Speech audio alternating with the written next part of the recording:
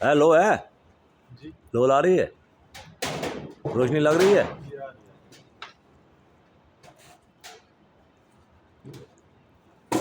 तेरी सारी।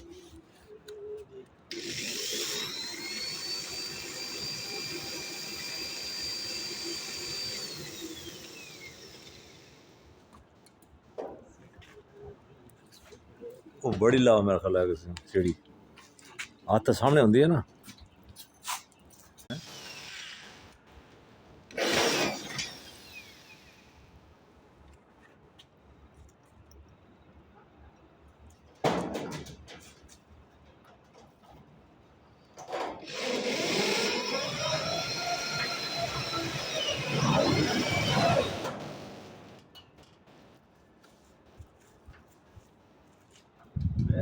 जी सर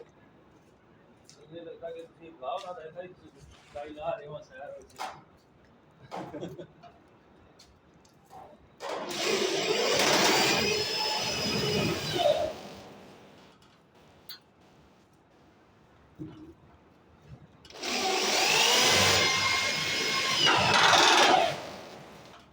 चलो जी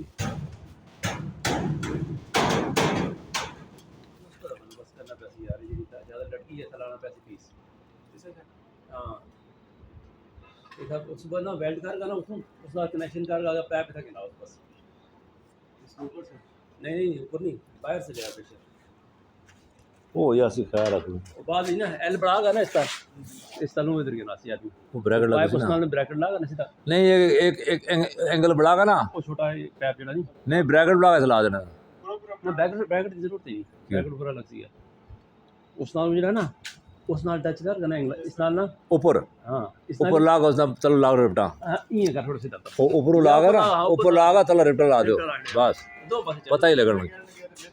हाँ हाँ हाँ हाँ सही चाहिए सही है फिर दूसरा फिटिंग ना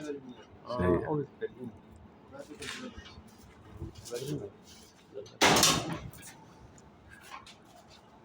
ये तब्दीली वास्ते कंटेनर बन रहा है तब्दीली वास्ते कंटेनर बन रहा है वाला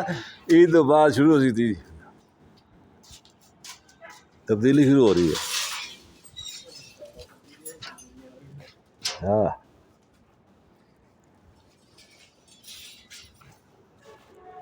यानी मोहम्मद मुस्तफ़ा